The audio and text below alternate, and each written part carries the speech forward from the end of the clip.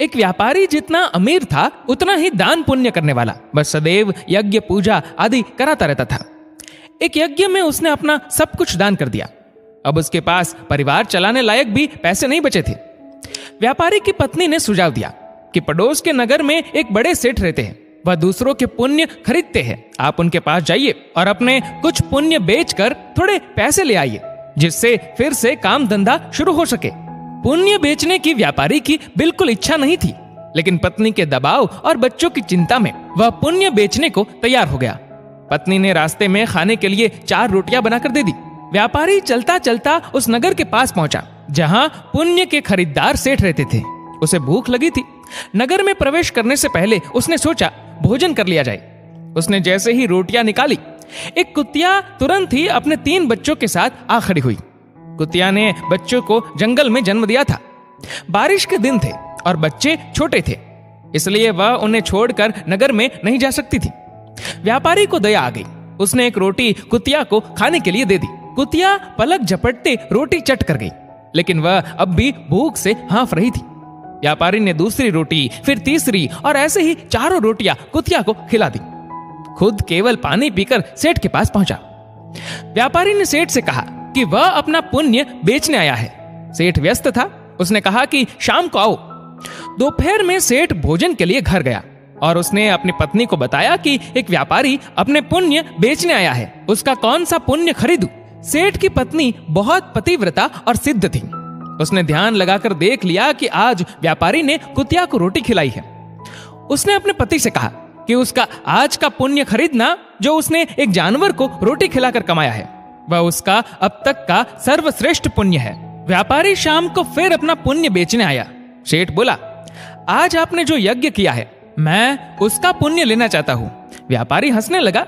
उसने कहा कि अगर मेरे पास यज्ञ के लिए पैसे होते तो क्या मैं आपके पास पुण्य बेचने आता। सेठ ने कहा कि आज आपने किसी भूखे जानवर को भोजन कराकर उसके और उसके बच्चों के प्राणों की रक्षा की है, मुझे वही पुण्य चाहिए। व्यापारी वह पुण्य बेचने को तैयार हो गया।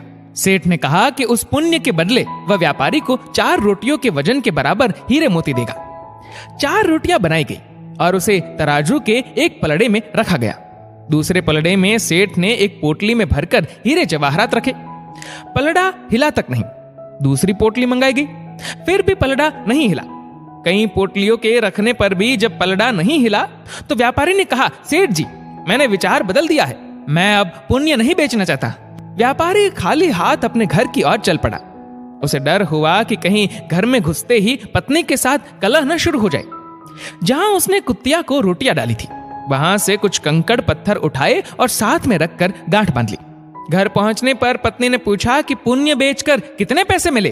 तो उसने थैली दिखाई और कहा, इसे भोजन के बाद रात को ही खोलेंगे। इसके बाद गांव में कुछ उधार मांगने चला गया। इधर उसकी पत्नी ने जब से थैली देखी थी, उसे सब्र नहीं हो रहा था। पति के जाते ही उसने थैली खोली। उसकी आंखें फटी की फटी रह गई। थैली हीरे जवाहरातों से भरी थी।